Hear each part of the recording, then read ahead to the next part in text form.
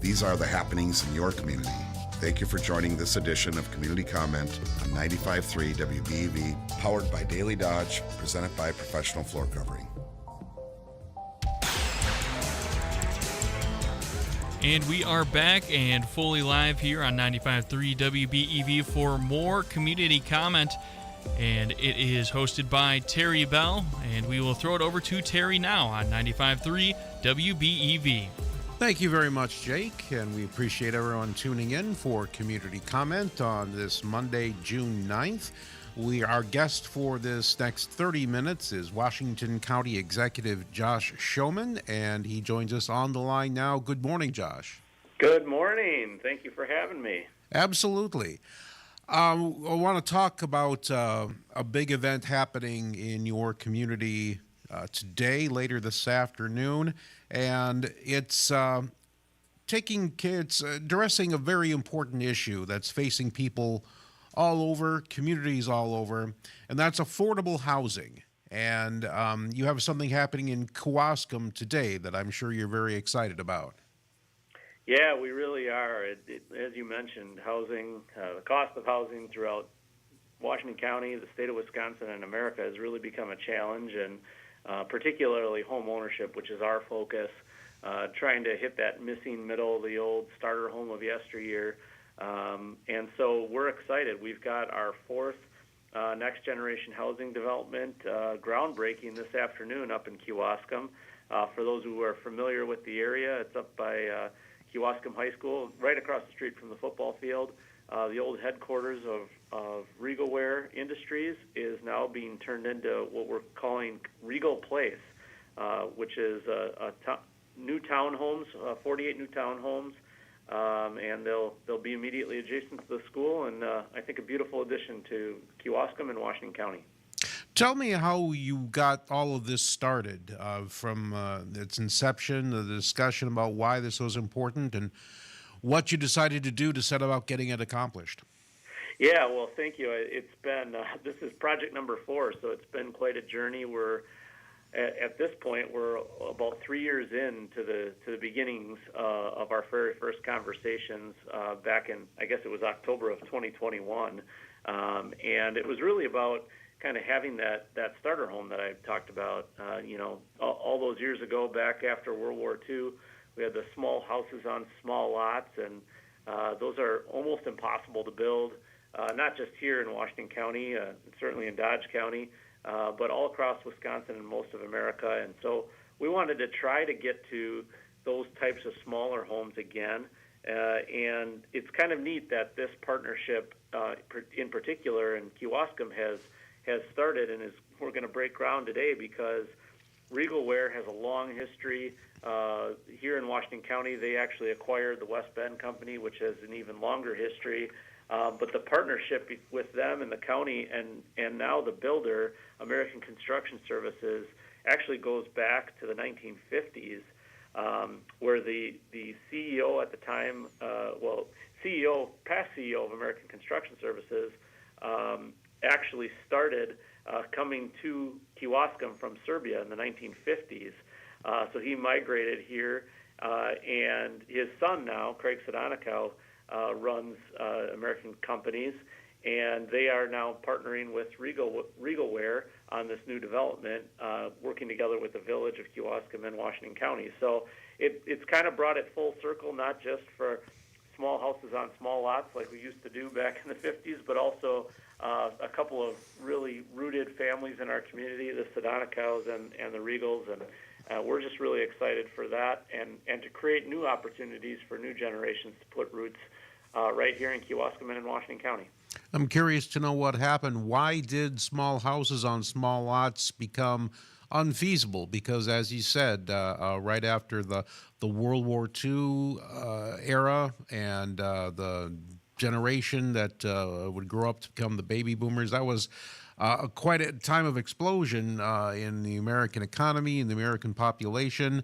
And so, what happened? Why could we not keep on building these starter homes?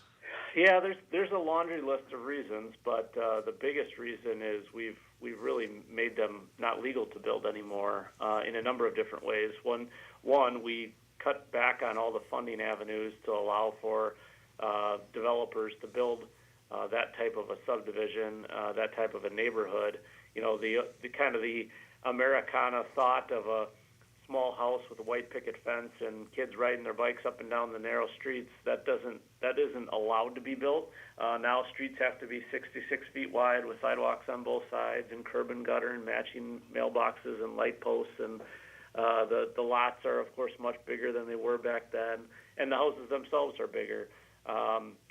The financing to allow for that used to come from the Federal Housing Administration. That doesn't happen anymore. Actually, banks won't even lend to build subdivisions that small. And then maybe most importantly or most challenging, the one that we can influence the most at the local level, is our zoning codes don't allow for it. All of the small lots and small homes are kind of zoned away. And then, of course, on top of it, the cost of construction, the cost of labor is very high, too. So it's just kind of been a death by 1,000 cuts. And now when you talk to local developers and builders in particular, they'll tell you, why would we build a small home on a small lot when we can build big homes on big lots and sell them every day of the week as fast as we build them? And I always tell them, God bless America, go do it. But there's a lot of people who are just trying to start out, and I firmly believe that small house, that small lot, that piece of dirt is the essence of the American dream. It is, by definition, life, liberty, and the pursuit of happiness, and we want to give everybody the opportunity to own a piece of that. And so, we've done it to ourselves, but that's the bad news. The good news is we can undo it too, and that's what we're trying to start, at least here in Washington County. Who will be buying these units? What kind of customer are going to be buying these townhomes? Yeah, that's a great question, because most programs like ours have some kind of restrictions, whether it's income restrictions or residency restrictions, workforce restrictions. We have none of those things, and so we're seeing customers kind of coming from all over the place. In Jackson, which was our first development, we've got everything from young couples who are soon to get married, some who are just married and expecting, to retirees coming back down the housing ladder. So, it's really a niche in the market that serves a lot of different customer bases. It just isn't and hasn't been constructed in so long. It's almost like, as a society, we've lost the muscle memory for how to do this. So it's kind of exciting. We're going to, in the Jackson development, where we have, I think, close to 50 of those homes built already, we're going to have a block party that we're working on trying to coordinate, and even a showing, hopefully this holiday season, of the movie It's a Wonderful Life, because that's kind of what we're trying to replicate. Absolutely. This is, as you mentioned, not the first such development in Washington County. Tell us about the others that have come before us. Yeah, so I mentioned the Jackson one. That's probably the crown jewel so far, at least the ones that are up and running. But there's a couple really cool examples very close to Dodge County in the city of Hartford. We just completed, actually, a kind of a small pilot project, development inside of a development with 7 homes. Those homes range between $320,000 and $420,000. And to your point, or your question earlier, we couldn't build them fast enough. As soon as they would start listing them and breaking ground, they'd get enough offers to have them sold and gobbled up. So, which is great. And so they're actually on to another development inside of a development a little bit farther east in the city of Hartford, just north of Main Street. And I think that's 16 new homes that'll go in there. So between the Jackson one, those 2 in Hartford, now we've got one in Kewaskum, and there's actually a second one that's underway in Jackson as well. We're well on our way to those 1,000 homes by 2032, which is our goal, and hopefully 3,000 or 4,000, which is really the need we have in the market based on our studies. So lots of excitement here happening in Washington County, and we hope to see our neighbors and surrounding counties do the same.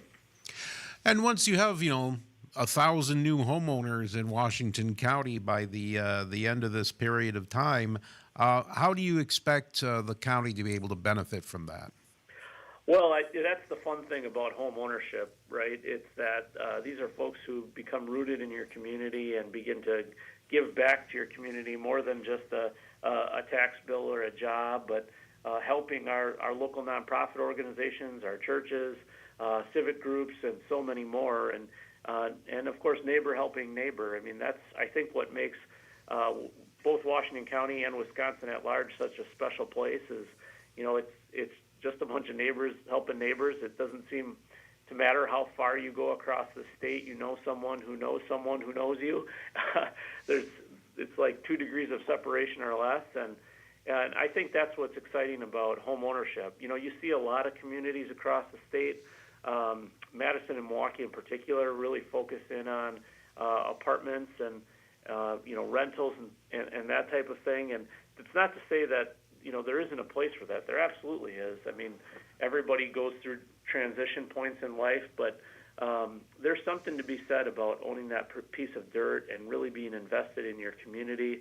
That's the kind of thing we really want to see. We want to incentivize, and I think the benefits are exponential and almost intangible. So we're excited to bring all those new folks and new families into Washington County, and we think that their stories will, who knows, we might have another Khan Sadanikau who moved here from Serbia all those years ago that moves in here to Washington County, and then 50 years from now, he and some other business are partnering to bring in the next generation. That would definitely be the success story. You mentioned that this is a partnership. Talk to us a little bit about some of the other partners that are in on this besides Washington County.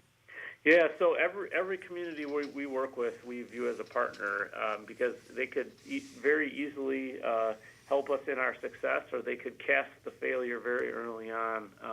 Every one of these developments has required some level of innovation and collaboration where municipalities willing to, make some changes to those zoning codes that I talked about before. It's willing to work with local developers. In the case of Jackson here, work with a longtime local company to really do things that otherwise probably couldn't be done. And Kewaskum's a great example because this old headquarters property for Regalware had been already sitting there for a couple of years, and quite frankly probably would have fallen into disrepair had it not been for this innovative approach.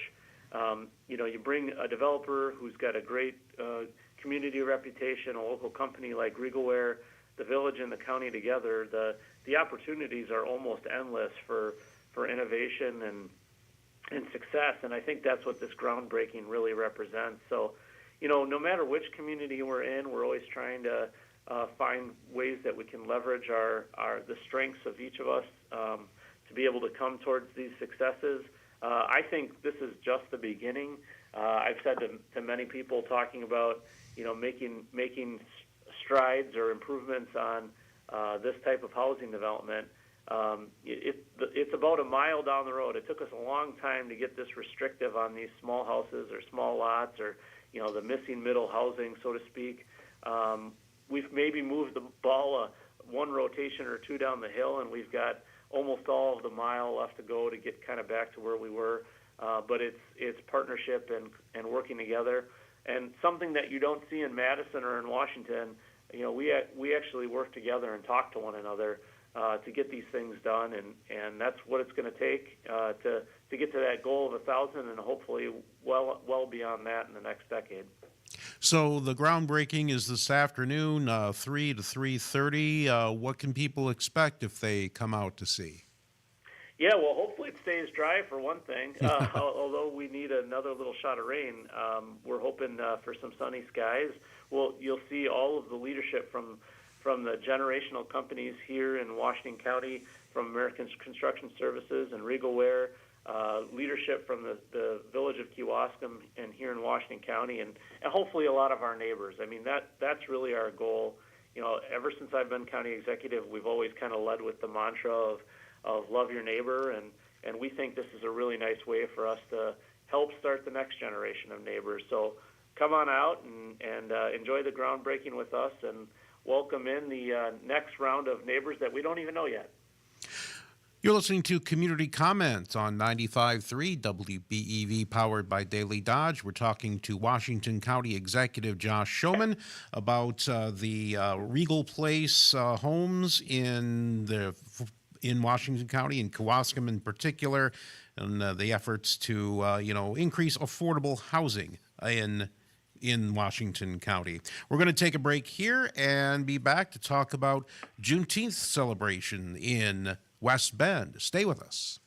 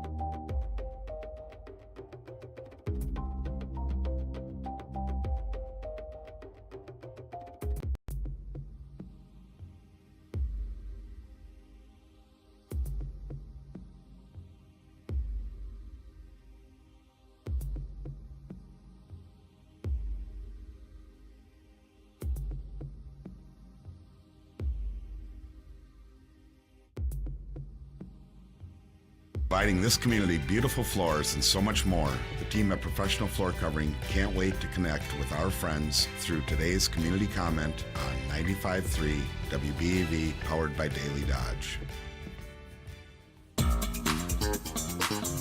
And we are back here with more community comment on 95.3 WBEV. Here's Terry Bell. Thank you, Jake. We are talking to Washington County Executive Josh Schoemann on this edition of Community Comment. And Josh, there's a lot going on in West Bend all the time, but in particular, the Washington County Juneteenth celebration is coming up this month. Please tell us more about that.